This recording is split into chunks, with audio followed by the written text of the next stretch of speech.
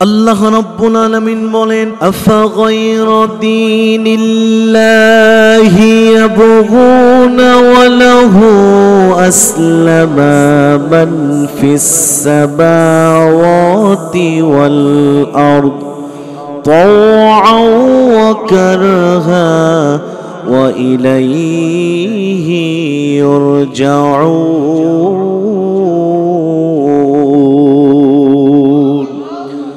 আল্লাহ রাব্বুল আলামিন বলেন, ও দুনিয়ার মানুষ, তোমরা কি আমি আল্লাহর দ্বীনকে বাদ দিয়া মানুষ রচিত দ্বীনকে অন্বেষণ করছো?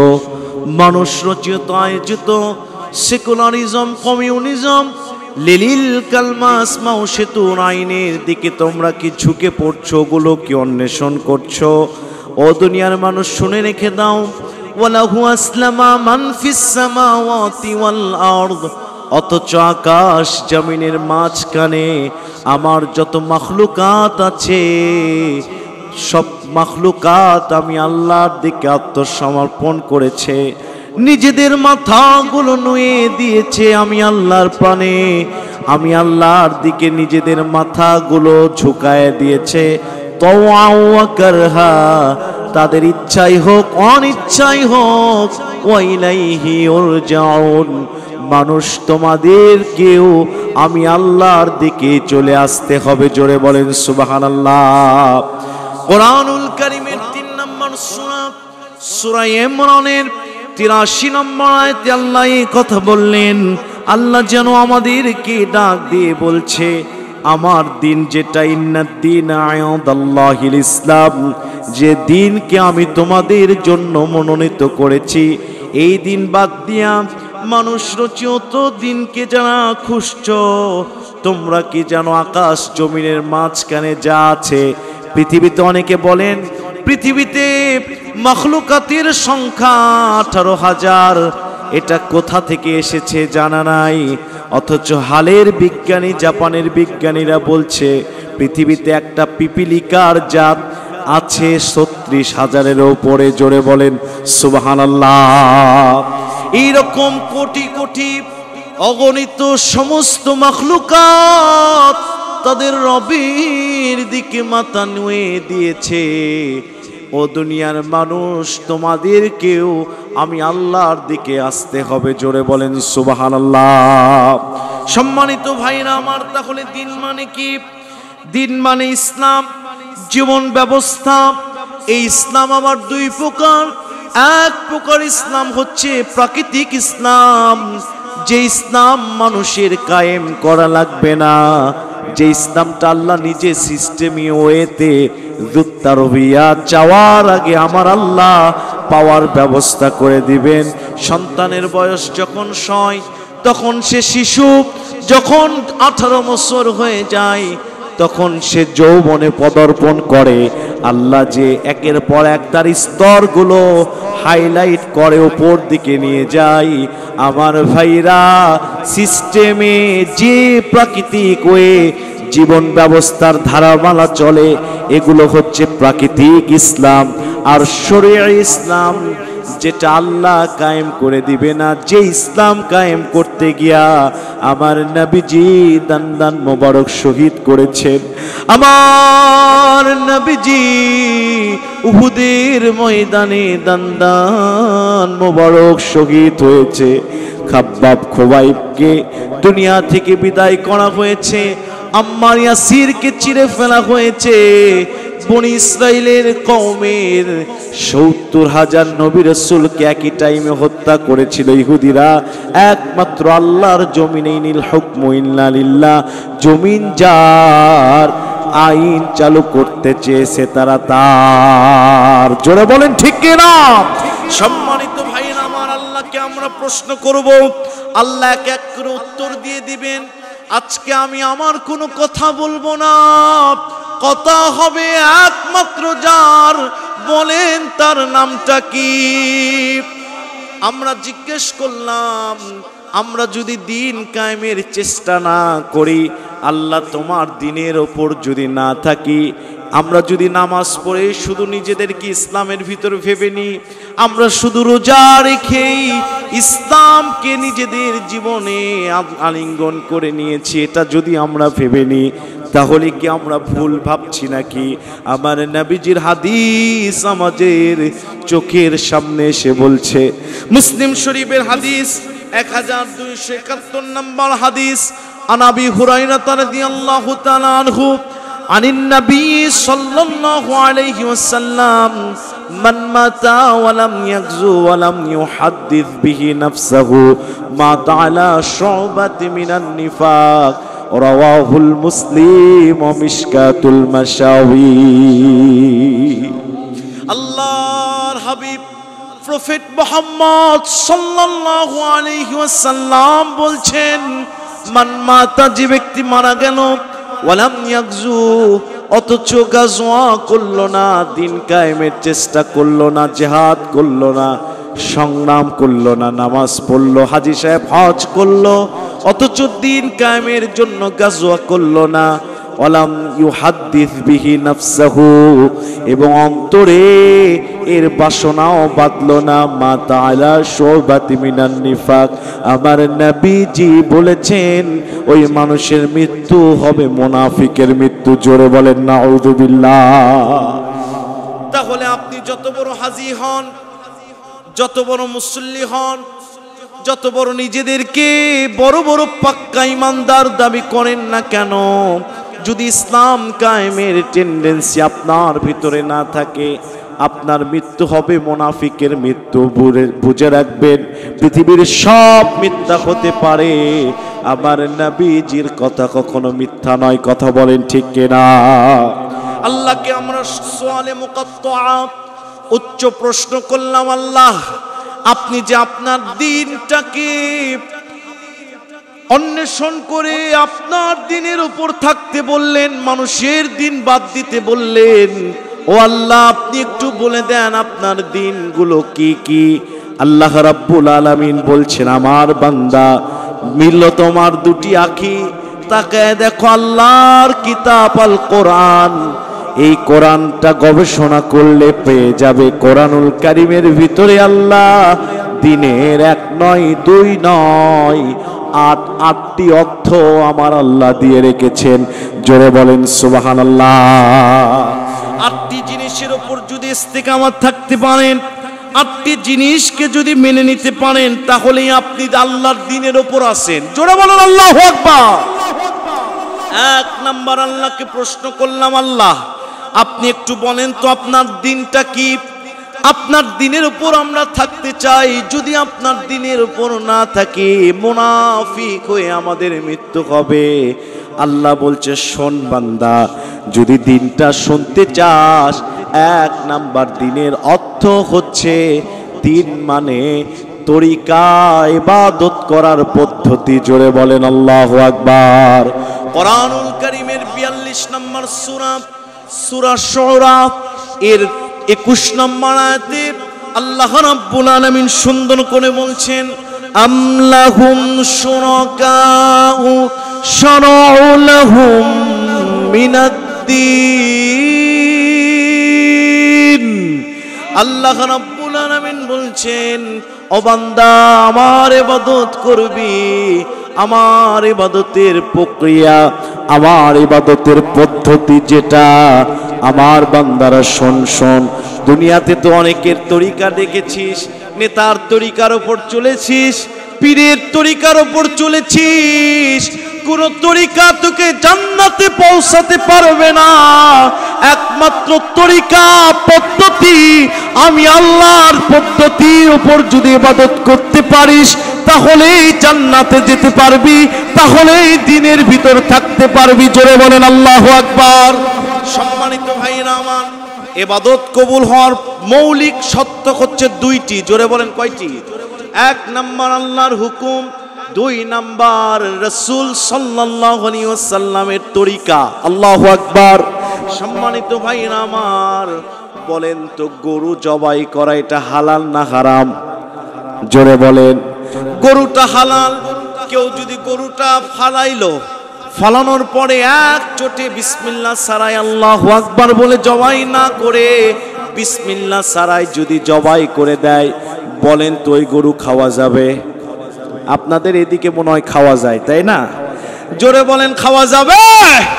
এই গরু খাওয়া যাবে না, কারণ আল্লাহর হুকুম আছে, নবীর তরিকায় হয় নাই। আর যদি শুকুরকে বিসমিল্লাহি আল্লাহু আকবার করে জবাই করেন, নবীর হুকুম আছে, আল্লাহর আদেশ না, এটাও হালাল হবে না। কথা বলেন ঠিক কিনা? আপনি যদি দ্বীনের উপর থাকতে চান, আপনি যে ইবাদত করবেন এই ইবাদতটা দুটি আয়নার সামনে আপনাকে নিয়ে যেতে হবে।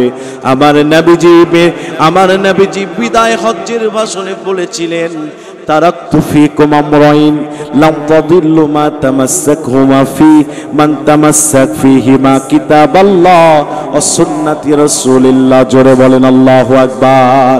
আমার উম্মতিরা দুটি জিনিস ধরে রাখবে, কখনো পথভ্রান্ত হবি না। এক নাম্বার আল্লাহর কিতাব, দুই নাম্বার আমি নবীজির হাদিস। আপনি যে ইবাদতটা করবেন, ইবাদতটা আপনার আগে যাচাই করতে হবে। মানুষকে আল্লাহ আইকিউ দিয়েছেন।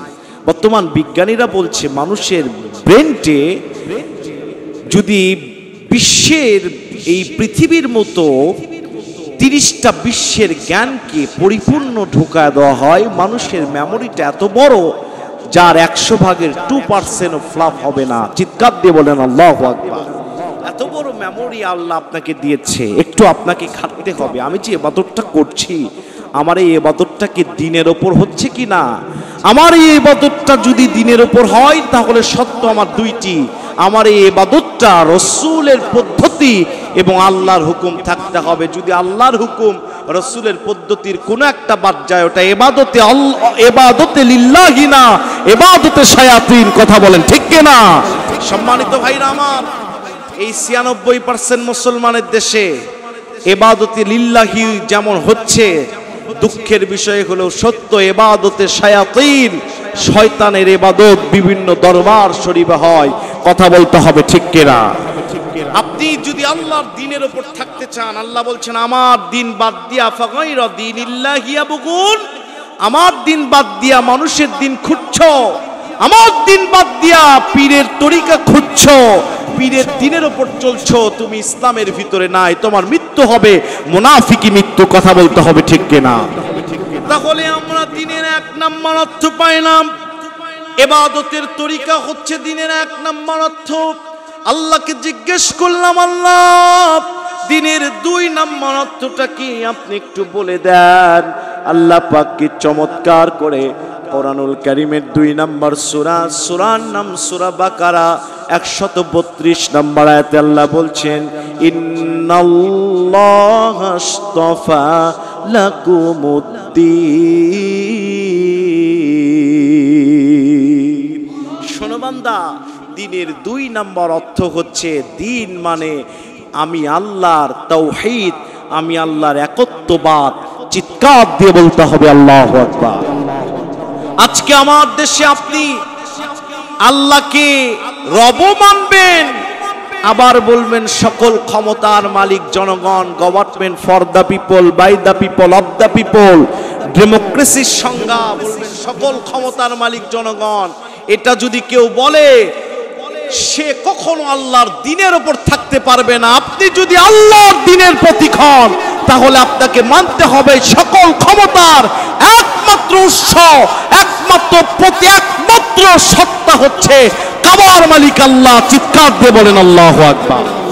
আল্লাহ রাব্বুল আলামিন বলছেন, আন্নাল কুওয়াতা লিল্লাহি জামিআ।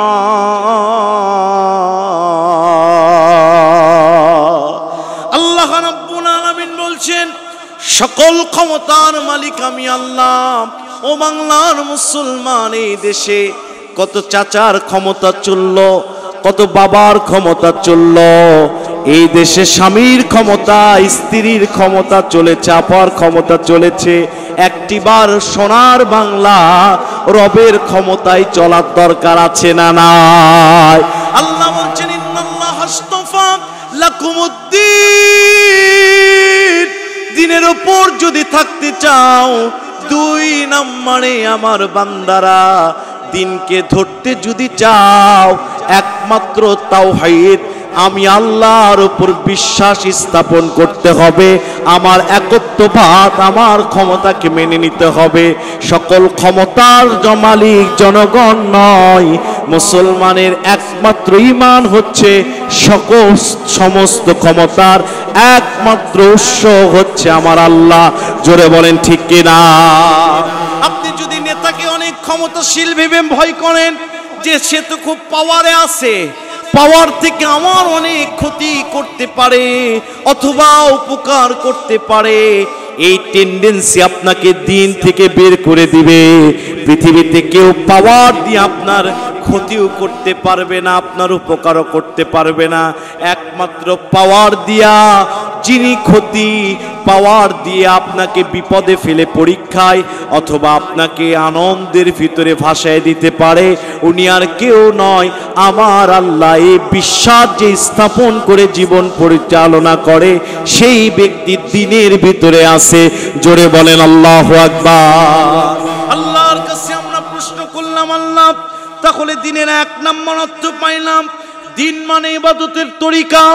2 নম্বর অর্থ পাইলাম, দিন মানে আপনার তাওহীদ, একত্রবাদ। ও আল্লাহ, আপনাকে জিজ্ঞেস করছি, বলেন তো দিনের 3 নম্বর অর্থ কি?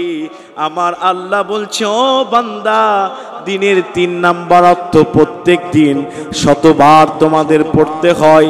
সবাই পড়েন আলহামদুলিল্লাহি রাব্বিল আলামিন আর রহমানির রহিম মালিকি ইয়াউমিদ্দিন। আল্লাহ বলছেন ইয়াউমুল জাযা, ইয়াউমুল হিসাব।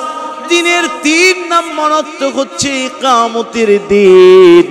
আমার বান্দা শুধু মুখে বিশ্বাস করছে, অথচ কিয়ামতে তাকে দাঁড়াতে হবে, আল্লাহর সামনে দাঁড়াতে হবে।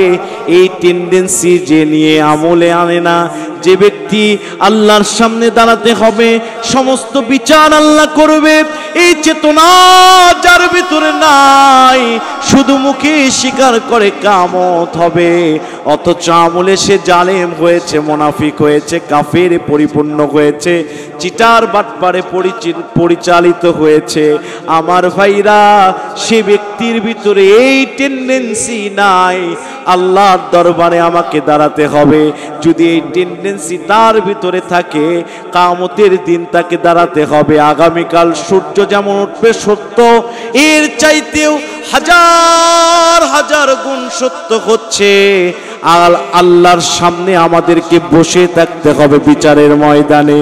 যদি এই টেন্ডেন্সি নিয়ে কেউ নিজের জীবন পরিচালনা করে, দিনের 3 নম্বর অর্থ মালিক ইয়াউমিদ্দিন, বিচার দিনের মালিক আমার আল্লাহ।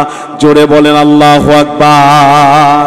এই টেন্ডেন্সি কেউ নিয়ে যদি জীবন পরিচালনা করতে পারে, কিয়ামতের দিনের উপর আমল করে সে নিজেকে রিজার্ভ রেখে আল্লাহর দিনের ওপর চলে, আল্লাহর সীমারেখার বাইরে যায় না, সে 3 নম্বর অর্থ দিনের ওপর ইস্তেকামত। জোরে বলেন আল্লাহু আকবার। কিন্তু কিছু মানুষ আছে বলে কিয়ামত হবে, মসজিদে ইমামের পিছনে নামাজও পড়ে, আবার দাদনের ব্যবসা করে। আছে না নাই? জোরে বলেন আছে না নাই? আমি গিয়েছিলাম আপনাদের দোয়ায় ঠাকুরগাঁতে মাহফিলে, আমাকে বলছে ভাইজান ওয়াজ করবেন সব, কিন্তু একটা ওয়াজ করতে পারবেন না। মাহফিলের যিনি সভাপতি, মাদ্রাসার তিনি মুহতামিম, বলছেন একটা ওয়াজ করতে পারবেন না, সেটা হচ্ছে দাদনের ব্যবসা। আল্লাহর রাস্তে এলাকায় 100 জনের 99 জনই সুদে লাগায়। নাউজুবিল্লাহ বলবেন না? আমার ভাইরা, ভিন্ন এক অভিজ্ঞতা। তাহলে আপনি নামাজ পড়ছেন যে আমাকে কিয়ামতের দিন আল্লাহ ধরবে, অথচ সুদি ব্যবসা করছেন যে আল্লাহর হাত থেকে মনে হয় এটা পার পেয়ে যাব। এই চেতনা থাকলে সে 3 নাম্বার দিনের অর্থে ভিতরে নাই, দিনের ওপর সে নাই। কথা বলতে হবে, ঠিক কিনা?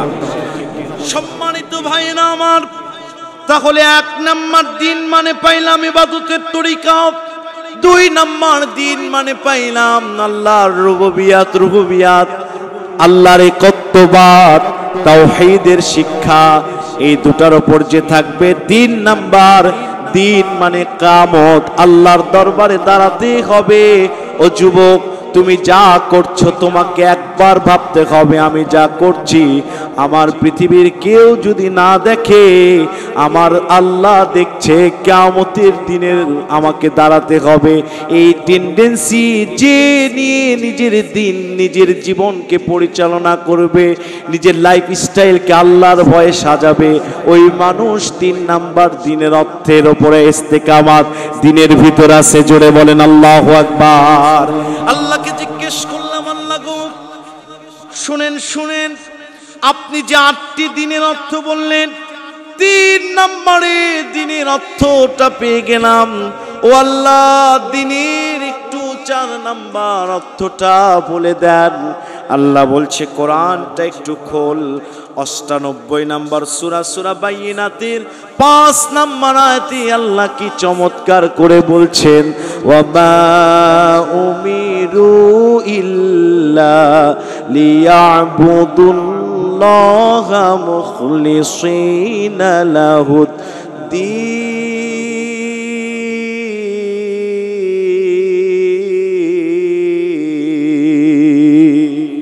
আল্লাহ বলছেন, ওমা উমিরু ইল্লা লিয়াবুদুল্লাহা মুখলিসিনা লাহুদ্দীন। দিনের 4 নাম্বার অর্থ হচ্ছে একনিষ্ঠ হয়ে আমি আল্লাহর ইবাদত করা। জোরে বলেন সুবহানাল্লাহ। আল্লাহর ইবাদত একনিষ্ঠ হয়ে করতে হবে। আমার ভাইরা, শুধু ইবাদতের কথা এখানে নাই। তাফসীর ইবনে কাসিরের বর্ণনা, ইবাদতটা একনিষ্ঠভাবে আল্লাহর করতে হবে। আপনি আল্লাহর ইবাদত করবেন, আবার আপনি নেতার গোলামি করবেন, আপনি পীরের গোলামি করবেন। পীরটা যদি হক হয় আমার কোনো অবজেকশন নাই, কিন্তু যে পীরের ভিতরে শরিয়ার কোনো জ্ঞান নাই, সে কখনো আপনাকে নাজাতের পথ দেখাতে পারবে না। আমার ভাইরা, দিনের 4 নাম্বার অর্থ হচ্ছে একনিষ্ঠ আল্লাহর ইবাদতের প্রাবন্ধ বান্দা আপনাকে হতে হবে। আপনি আল্লাহর ইবাদত করবেন, আল্লাহর দল বাদ দিয়া মানুষের দলের কর্মী হবেন। আপনি আল্লাহর দ্বীনের ওপর নাই, মুনাফিক হয়েছেন। কথা বলতে হবে, ঠিক কিনা? আজকে আমাদের বাংলাদেশে এইরকম মুনাফিকের সংখ্যা কম না বেশি? জোরে বলেন, কম না বেশি? ম্যাক্সিমাম মসজিদের সভাপতি সেক্রেটারিকে দেখা যায় যে সে তবলিগে চিল্লা দিয়েছে, সে নামাজও পড়ে, অথচ আল্লাহর একনিষ্ঠ ইবাদতকারী বান্দা হিসেবেই নিজেকে দাবিও করে। অথচ আল্লাহর ইবাদতের ভিতরে আরেকটা বড় ইবাদত হচ্ছে আল্লাহকে যেমন সেজদা দেয়, ঠিক তেমনি আল্লাহর জমিনে আল্লাহর আইনকেও বাস্তবায়ন করতে হবে, আল্লাহর দলের কর্মী হতে হবে। এই চেতনা যার ভিতরে নাই, সে মুনাফিক, সে কখনো আল্লাহর দ্বীনের উপর নাই। কথা বলতে হবে, ঠিক কিনা? সূরা বাইয়িনাতের 5 নম্বর আয়াত থেকে দলিল হচ্ছে দিনের 4 নম্বর অর্থ হচ্ছে ইবাদত যা করবেন সেটা শুধু ইবাদত হলে হবে না, সেটা একনিষ্ঠ একমাত্র আল্লাহর জন্য ইবাদত হতে হবে। চিৎকার দিয়ে বলেন আল্লাহু আকবার। সম্মানিত ভাইয়েরা আমার, আল্লাহকে বললাম, আল্লাহ মুনাফিকের মৃত্যু আমরা চাই না, মানুষের দ্বীনের উপরেও চলতে চাই না। আপনি যে আপনার দ্বীনের 8টা অর্থ বললেন, যার 4 নাম্বার অর্থ দ্বীন মানে একনিষ্ঠ আপনার ইবাদত, আমরা আপনার ইবাদত করব। আল্লাহ বলছেন এই ইবাদত শুধু ঘোষণা করলে হবে না। শোন রে বান্দা, দ্বীনের 5 নাম্বার অর্থটা কি? এই 5 নাম্বার অর্থের উপর যদি আমল করতে পারিস, দ্বীনের উপরে তুই থাকতে পারবি। কোরআনুল কারীমের 12 নম্বর সূরা, সূরা ইউনূস, সূরা ইউসুফ, এই সূরা ইউসুফের 76 নম্বর আয়াতে আল্লাহ দ্বীনের 5 নম্বর অর্থ বলতে গিয়ে কি চমৎকার করে, কত সুন্দর করে আমার আল্লাহ বললেন, মা কানা লিয়াখুযুহু আখাহু ফি দীনিল মালিক। জোরে বলেন আল্লাহু আকবার। আল্লাহ বললেন, সম্মাননা 5 নাম্বার অর্থ হচ্ছে আমার আইন। তুই যদি আমার দিনের উপর থাকতে চাস, আমার আইনকে তোকে মেনে নিতে হবে। কথা বলেন ঠিক কিনা?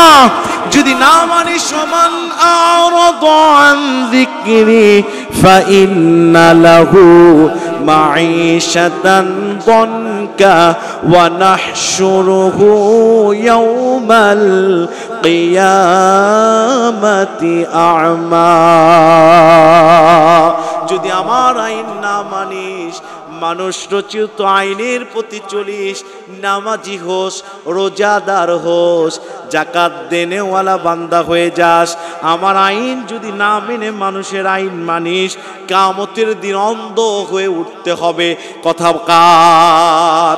সম্মানিত ভাইরা আমার, তাহলে আমরা পাইলাম দিনের 5 নাম্বার অর্থ হচ্ছে দিন মানে আল্লাহর আইন, আল্লাহর বিধিবিধান, আল্লাহর জমিনে আল্লাহর দিন কায়েমের কর্মী সবাই হতে পারে না। নামাজি সবাই হতেও পারে ইচ্ছাই হোক, কিন্তু দিন কায়েমের কর্মী সবাই হতে পারে না। এই দিন কায়েমের কর্মী ছিলেন বিশ্ব নবীজির সাহাবী হযরতে আব্দুল্লাহ আনসারী রাদিয়াল্লাহু তাআলা আনহু। নামাজটা পড়ে আব্দুল্লাহ আনসারী সালাম ফিরে উঠে চলে যায়।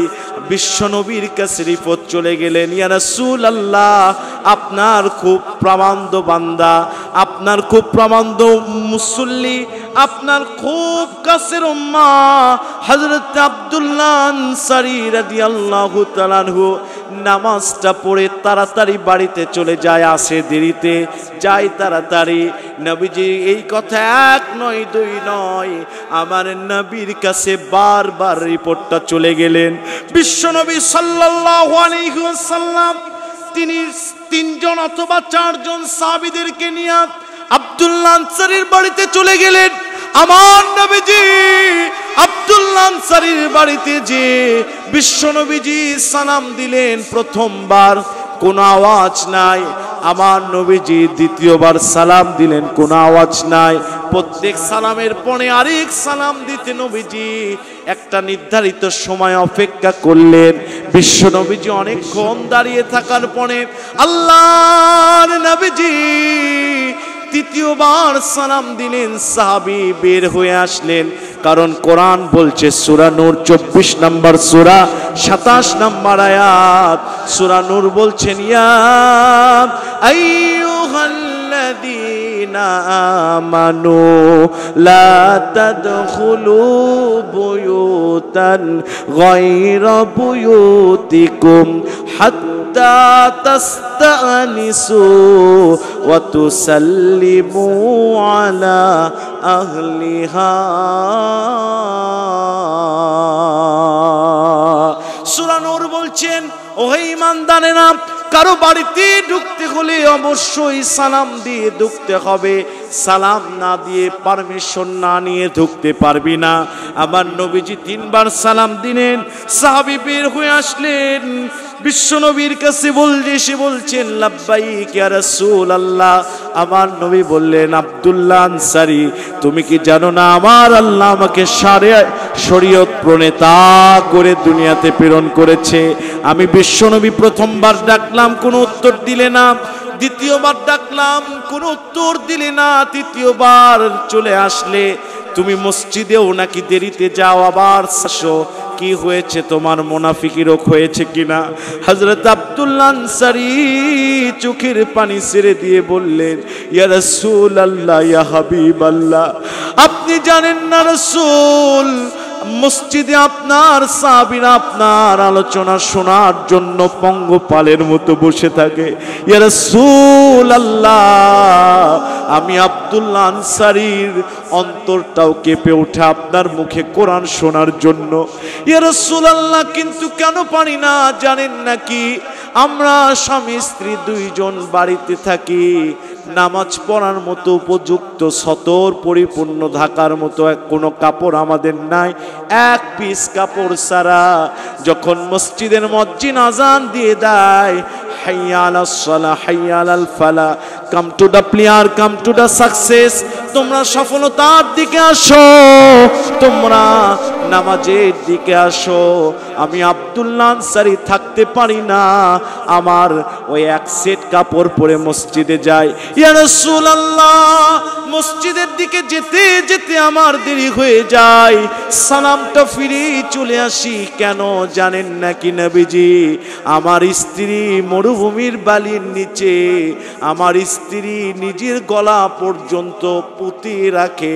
আমার স্ত্রীর নামাজটা যেন নষ্ট না হয়ে যায়, আমি তাড়াতাড়ি আসি, কাপড়টা স্ত্রী পরে নামাজ পড়ে, আর আমি সতর ঢাকার জন্য বালির ভিতরে ঢুকে যাই। বিশ্ব নবীজিকে আব্দুল্লাহ আনসারী বললেন, ইয়া রাসূলুল্লাহ, ক্ষমা মার্জনা করবেন নবী, আপনি যখন প্রথমবার আমার দরজায় এসে সালাম দিয়েছেন, আখিরি জামানার পয়গম্বর নবী আমার দরজায় এসেছে, আমার কলিজা কেঁপে উঠেছে। কিন্তু ওই সময় আমার স্ত্রী নামাজরত অবস্থায় ছিল। আমি হাজারবার মন চাওয়ার পরেও আমি বের হতে পারি নাই। আমার স্ত্রী নামাজটা শেষ করেছে, তাড়াতাড়ি তাকে বললাম, তুমি সতর ঢাকো, কাপড়টা আমাকে দাও। এই কাপড়টা পরে আপনার কাছে চলে এসেছি। আমার নবীজি চোখ দিয়ে, দুটি চোখ দিয়ে গড়গড় করে পানি মোবারক ছেড়ে দিলেন। নবীজির দাড়ি ভিজে ভিজে পড়লেন। আমার নবী বললেন, আব্দুল্লাহ আনসারী, আল্লাহর জন্য, আল্লাহর বিধান পালনের জন্য কেউ এতটা সতর্ক হয় আমি বিশ্ব নবীর এর আগে দেখা ছিল না। আমার ভাইরা, বিশ্ব নবীজি যখন আব্দুল্লাহ আনসারীর সঙ্গে কথা বলছেন, এমন সময় দেখলেন আব্দুল্লাহ আনসারীর বাড়ির পাশে একটা ইহুদির বাড়ির খেজুর গাছটা হেলে পড়েছে। আব্দুল্লাহ আনসারীর বাড়ির খুঁটির সঙ্গে একটা শিশুকে বেঁধে রাখা হয়েছে। আমার নবী বললেন, আব্দুল্লাহ আনসারী, তুমি কি জানো না ছোটরা কষ্ট পাবে, আমি নবীজি সহ্য করতে পারি না। আমি তো বলেছি যে বড়দেরকে সম্মান করলো না, ছোটকে স্নেহ করলো না, সে কখনো আমার উম্মত হতে পারে না। আমার নবী বললেন, ছোট বাচ্চাকে কেন বেঁধে রেখেছো? আব্দুল্লাহ আনসারী বললেন, ইয়া রাসূলুল্লাহ, ইহুদির বাড়ির খেজুর গাছ আমার বাড়ির দিকে হেলে পড়েছে। আপনি তো দেখছেন খেজুরগুলো পেকে গেছে। আমরা তো বড় হয়েছি, আমাদের বোধ শক্তি আছে, আমরা নিব না। কিন্তু শিশুটা তো আমার সন্তান, খেজুরের মায়া সহ্য করতে পারে না। কর্মর জন্য, খাদ্য সংগ্রহের জন্য যখন আমি বাড়ি থেকে বের হয়ে যাই, খোদার তাড়নায় আমার শিশু ইহুদির বাড়ির খেজুরটা খাবে, আমার আশঙ্কা হয়। আপনি তো বলেছেন যার শরীরে এক টুকরা হারাম পৌঁছে যাবে, ওই শরীরের কোনো ইবাদত কবুল হবে না। ইয়া রাসূলুল্লাহ, আদ-দাইয়ুসু লা ইয়াদখুলুল জান্নাহ, আপনি বলেছেন দাইয়ুস কখনো জান্নাত যাবে না, জান্নাতের গন্ধ পাবে না। ফ্যামিলির যে কর্তা, তার অধীনে ফ্যামিলির সদস্যরা যদি ইসলামের রীতিনীতির উপর না থাকে, ওই ফ্যামিলির কর্তা দায়ুস হয়ে যাবে। আমার সন্তান ইহুদির বাড়ির খেজুর খাবে, আর আখিরাতে যদি আমাকে আল্লাহ তার কাঠগড়াতে দাঁড়ায় দেয়, আমি আব্দুল্লাহ আনসারীর বাঁচার মতো কোনো উপায় থাকবে না। আল্লাহর আইনকে তারা কত ভয় করতেন। তাহলে দিনের উপর থাকতে হলে, ও যুবক, তোমাদেরকেও ইসলামটা মেনে নিতে হবে। আসো তো একটু নায়কের পদ্ধতিকে ছেড়ে বিশ্বনায়ক, বিশ্ব হিরো মুহাম্মাদুর রাসূলুল্লাহ সাল্লাল্লাহু আলাইহি ওয়াসাল্লামের পথে আসো। দেখো তোমার জীবনটা জান্নাতময় জীবন হয়ে যাবে। জোরে বলেন সুবহানাল্লাহ। যুবক, একটু গার্লফ্রেন্ডকে ছেড়ে দাও, একটু নিজের নফসের ধোঁকায় শাহওয়াতকে মিটায় দাও আল্লাহর জন্য। একটিবার ভাবো, আজকে যদি মারা যায়, আমার এই দেহ এত সুন্দর যত্ন করি, মাত্র 72 ঘন্টা পর আমার এই দেহটা পচন ধরে যাবে, লক্ষ লক্ষ পোকার খাবার হয়ে যাবে। একটু ভাবো, আমাকে তো চিরনিদ্রায় কবরে শুয়ে থাকতে হবে। পৃথিবীর কোনো বন্ধু আমার কবরের কাছে যে খবর নিবে না। ও যুবক, একটা বার আসো, ইসলামের দিকে আসো। ইসলাম বলছে দারুস সালাম, তোমাকে শান্তির জীবন ইসলাম দিয়ে দিবে। জোরে বলেন আল্লাহু আকবার। একটু নামাজটা পড়ো 5 ওয়াক্ত একদিন। যুবক, একটু নিজের সাথে চ্যালেঞ্জ করো, আমি 1 সপ্তাহ জামাতে 5 ওয়াক্ত নামাজ পড়ব। যুবক, দেখবে এত সুন্দর আনন্দ নিজের নফসকে পেয়ে যাবে, যে আনন্দ পৃথিবীর কোনো টাকা দিয়ে কেনা যাবে না। কথা বলেন ঠিক কিনা? সম্মানিত ভাইরা আমার, তাহলে দিনের 5 নম্বর অর্থ হচ্ছে আল্লাহর আইন। 1 নাম্বার পাইলাম, দিনের অর্থ হচ্ছে ইবাদতের তরিকা। 2 নাম্বার, দিন মানে তাওহীদ, আল্লাহর একত্ববাদ। 3 নাম্বার, দিন মানে হচ্ছে একনিষ্ঠ ইবাদত। 4 নাম্বার, দিন মানে কিয়ামতের দিন। 5 নাম্বার, দিন মানে আল্লাহর আইন। আল্লাহকে জিজ্ঞেস করলাম, ও আল্লাহ, আপনি বলে দেন, আপনি তো বলেছেন, আপনার নবী বলেছে যে আল্লাহর দিন কায়েমের জন্য মান মাতা ওয়ালাম ইয়াকজু, চেষ্টা করবে না, ওয়ালাম ইউহাদ্দিস বিহি নাফসাহু মাতা আলা শুবাতি মিনান নিফাক, সে তার মৃত্যু হবে মুনাফিকের মৃত্যু। আল্লাহ, আমরা আপনার দিনের উপর থাকতে চাই। আল্লাহ বলছেন 6 নাম্বারটা শুনে নাও। কোরআনুল কারীমের 3 নাম্বার সূরা, সূরার নাম সূরা ইমরান। সকলের ঠোঁটের আয়াত, পরিচিত আয়াত, সবাই একটু পড়েন। ইন্নাদ দীনা ইনদাল্লাহিল ইসলাম।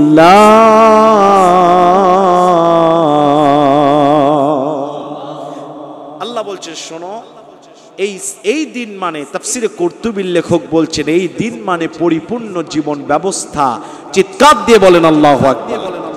আপনি ইসলামও মানবেন, আবার বলবেন ইসলাম দিয়ে সমাজ রাষ্ট্র পরিচালিত হতে পারে না। ইসলাম তো সেকেলের একটি ধর্ম, এটা যে আপনি মেনে নিলেন, আবার আপনি নামাজও পড়েন, ইসলাম দিয়ে বাংলাদেশ সাজাতে পারবে না, আপনি এটা বিশ্বাস করেন। আজকে আমরা শুনতে পাচ্ছি, দুঃখের বিষয় হলো সত্য, অনেকেই বলছে ইসলাম দিয়ে, কোরআন দিয়ে কি বাংলাদেশ চালানো সম্ভব?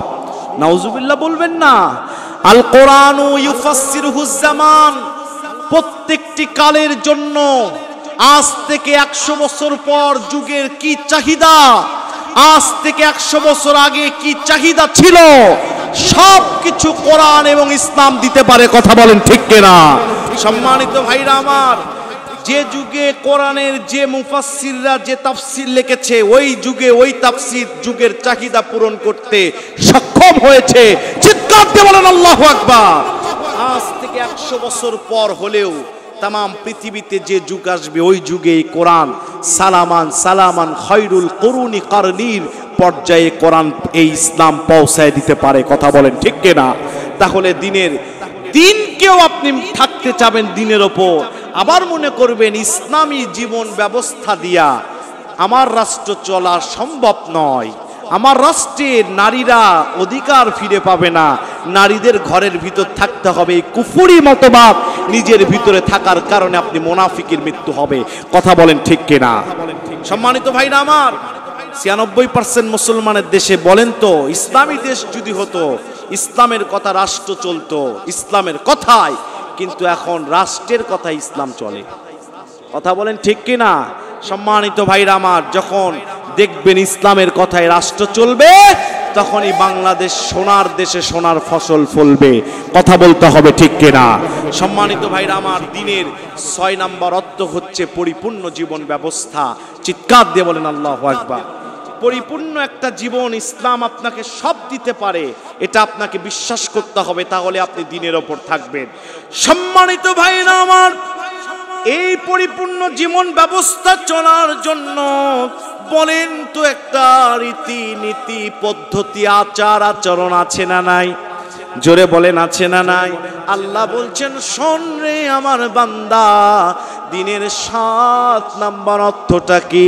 কোরআনুল কারীমের 5 নাম্বার সূরা, সূরা মায়েদা এর 3 নম্বর আয়াতে আমার আল্লাহ কি চমৎকার করে বলছেন, আল ইয়াউমা আকমালতু লাকুম দীনাকুম ওয়া আতমামতু আলাইকুম নি'মাতি ওয়া রাদিতু লাকুমুল ইসলাম দীনা।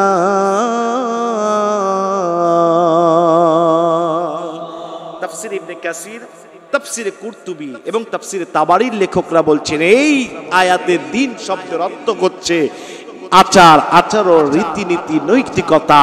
ইসলাম আপনাকে একটা আচার আচরণের পদ্ধতি দিয়েছে, আপনি দিনের ওপর থাকবেন, আবার নিজস্ব আচার আচরণ ল্যাঙ্গুয়েজ ব্যবহার করবেন, এটা কখনো দিনের ওপর থাকা হবে না। কথা বলেন ঠিক কিনা?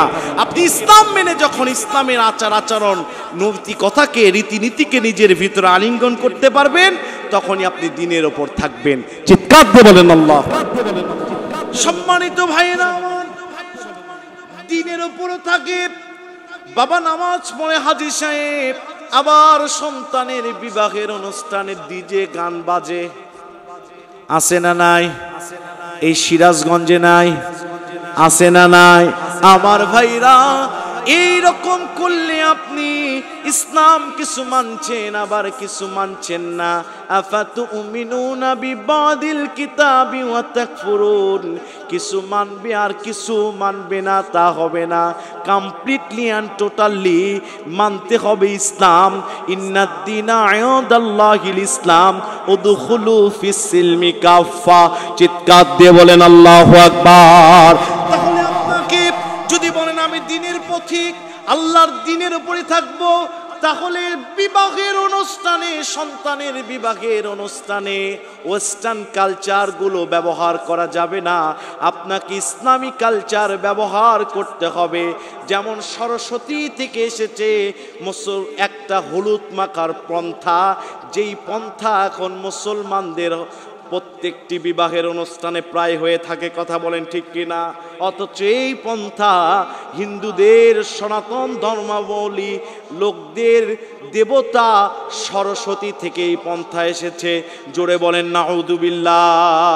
আপনি বিবাহের আগের দিনে হিন্দুদের রীতিনীতি শিরকি মতবাদ, শিরকি ইবাদতটা করলেন, পরের দিনে কবুল বলে বিবাহ করলেন, কবিলতু বললেন।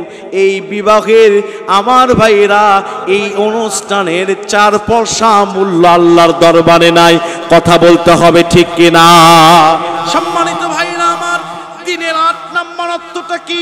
আল্লাহ রাব্বুল আলামিন কি চমৎকার করে বলছেন। দিনের 8 নম্বর অর্থ হচ্ছে, দিন মানে রাষ্ট্রীয় শক্তি। রাষ্ট্রীয় শক্তি আমার নবীজি নিজেও চেয়েছেন, সুলতানান নাসিরা। আজকে হুজুরেরা যখন রাষ্ট্রীয় শক্তিতে যেতে চায়, অনেকে বলে হুজুররা থাকবে খানকায়, মক্তবে আর মসজিদে মাহফিলে হুজুররা কেন থাকতে চায় রাষ্ট্রের সিংহাসনে? আছে না নাই? জোরে বলেন আছে না নাই? অথচ এই দিনের উপর থাকতে হলে, ইসলামী দিন চলাতে হলে রাষ্ট্রীয় শক্তির দরকার আছে না নাই? যেটা আমার নবীজি চেয়েছেন, হুজুররা রাজনীতিতে যাওয়া, ইসলামী রাজনীতি কায়েম করা সুন্নাতে রাসূলুল্লাহ। জোরে বলেন ঠিক কিনা? দলিল কই? এই দিন মানে রাষ্ট্রীয় শক্তি। কোরআনুল কারীমের 42 নম্বর সূরা শূরা এর 13 নম্বর আয়াতে আল্লাহ রাব্বুল আলামিন কি চমৎকার করে বলছেন, শারা'a লাকুম মিনাদ দীনি মা ওয়াসসা বিহি নূহা ওয়াল্লাযী আওহাইনা ইলাইকা ওয়া মা ওয়াসাইনা বিহি ইব্রাহিমা ওয়া মূসা ওয়া ঈসা আন আকিমুদ الدين ولا تتفرقوا فيه كبر على المشركين ما تدعوهم إليه الله يجتبي إليه من يشاء ويهدي ইলাইহি মাই ইউনীব। এই দিন মানে রাষ্ট্রীয় শক্তি যেটা আল্লাহ ইব্রাহিম, মুসা, ঈসাকে দান করেছিলেন। চিৎকার দিয়ে বলেন আল্লাহু আকবার। সম্মানিত ভাইরা আমার, তাহলে দিনের আমরা 8টি অর্থ পাইলাম। 1 নাম্বার, দিনের অর্থ হচ্ছে দিন মানে ইবাদতের তরিকা, দিন মানে তাওহীদ, দিন মানে একনিষ্ঠ ইবাদত, দিন মানে কিয়ামতের দিন, দিন মানে আল্লাহর আইন। 6 নম্বরে দিন মানে পরিপূর্ণ জীবন ব্যবস্থা। 7 নম্বরে দিন মানে আচার আচরণ রীতিনীতি। আর 8 নম্বরে দিন মানে হচ্ছে রাষ্ট্রীয় শক্তি। চিৎকার দিয়ে বলেন আল্লাহু আকবার। এই 8টার একটাও যদি আপনি বাদ দিয়ে আপনি যদি নামাজ পড়েন, আপনি যদি এই 8টার একটাও বাদ দিয়ে রোজা রাখেন, আপনি যদি এই 8টার একটাও বাদ দিয়ে হজ করেন, যাকাত দেন, আমার ভাইরা দিন কায়েমের টেন্ডেন্সি আপনার ভিতরে যদি না থাকে, মুনাফিকি মৃত্যু আপনার হয়ে যাবে। এই একটাও যদি 8টার বাদ দিয়ে দেন, আপনি দিনের উপর থাকতে পারবেন না। এখন আমার মূল আয়াতটা আমি পড়বো। আল্লাহ পাক বলছেন, শোনো, এই 8টার একটাও যদি কেউ বাদ দেয়, তাহলে সে দিনের উপর থাকতে পারবে না। আমার আল্লাহ চমৎকার করে সূরা ইমরানের 85 নম্বর আয়াতে কি চমৎকার করে বললেন, ওয়া মাইয়াবতাগি গায়রাল ইসলামি দীনান ফালাই ইউকবালা মিনহু ওয়া হুয়া ফিল আখিরাতি মিনাল খাসিরিন। ও মানে এবং মাইয়াবতাগি গায়রাল ইসলামি দীনান, যে ব্যক্তি ইবাদত করে ইসলাম বাদ দিয়ে, ইসলামী দিন বাদ দিয়ে, ফালাই ইউকবালা মিনহু, নফি তাকিদ বিলান দলফিল মুস্তাকবিল মারুফের সিগা, ফালাই ইউকবালা মিনহু, তার জীবনের কোন আমল আল্লাহর দরবারে কবুল হয় না। আল্লাহ পাক বলছেন, ওয়া ফিল আখিরাতি মিনাল খাসিরিন, অবশ্যই ওই মানুষ ক্ষতিগ্রস্তের ভিতর শামিল হয়ে যাবে। জোরে বলেন নাউযুবিল্লাহ। তাহলে 8টার একটাও যদি বাদ দিয়ে আপনি কোনো ইবাদত করেন, এটা মোল্লার কথা নয়, আল্লাহর কথা। আল্লাহ বলছেন, ফালাই ইউকবালা মিনহু, তার কোন আমল আমি আল্লাহ কবুল করব না। ওয়া ফিল আখিরাতি মিনাল খাসিরিন, আখিরাতে ক্ষতিগ্রস্ত হয়ে যাবে। আজকের আলোচনার মূল বিষয়টা এটা, কোন ইবাদত না করলে নামাজ, রোজা, হজ, যাকাত কিছুই কবুল হবে না। সেটা হচ্ছে দিন কায়েমের কর্মী না হলে। কথা বলতে হবে, ঠিক কিনা? আমরা দেখেছি দিন কায়েমের কর্মী হওয়ার কারণে এই বাংলাদেশে শহীদ আল্লামা দেলোয়ার হোসেন সাইদি রহমাতুল্লাহ আলাইহি সহ অনেক ইসলামী আন্দোলনের বড় বড় নেতারা জীবন দিয়েছে, অনেকে জেলে মাজলুম হয়েছে। কথা বলতে হবে, ঠিক কিনা? তাহলে দিন কায়েমের কর্মী হওয়া দরকার আছে না নাই? আল্লাহ পাক আমাদেরকে দিন যদি কায়েমের কর্মী আমরা না হই, আমাদের কোনো ইবাদত ফালাই ইউকবালা মিনহু, কিছুই আল্লাহর দরবারে কবুল হবে না। ওহুয়া ফিল আখিরাতি মিনাল খাসিরিন, এবং আখিরাতে আমাদের ক্ষতিগ্রস্ত হতে হবে। এটা আল্লাহর ওয়াদা, আমার নয়। দুটি কথা আল্লাহ বললেন, তার ইবাদতও কবুল হবে না দুনিয়ার, আখিরাতেও সে ক্ষতিগ্রস্তের ভিতর শামিল হবে। নাউযুবিল্লাহি মিন যালিক। আল্লাহ যেন এই বড় ইবাদত দিন কায়েমান আকিমুদ্দিন ওয়ালা তাতাফাররাকু ফি, আল্লাহ বলছেন দিন কায়েম করো, এই বিষয়ে তাফাররুক হয়ো না, মতভেদ সৃষ্টি করো না। কিন্তু আমাদের বাংলাদেশে যত মতভেদ শুধু দিন কায়েমের বিষয়ে। কথা বলতে হবে, ঠিক কিনা? সম্মানিত ভাইরা আমার, আসুন আমরা দল মত সবকিছু ভুলে যে আমরা দলের ঊর্ধ্বে ধর্ম, এই চিন্তা, এই চেতনাকে লালন করে আমরা দিন কায়েমের কর্মী হই। যদি না হই, আমাদের কোনো ইবাদত আল্লাহ কবুল করবে না। আল্লাহ আমাদের সবাইকে দিন কায়েমের কর্মী হিসেবে কবুল করে নেন। জোরে বলেন আমিন।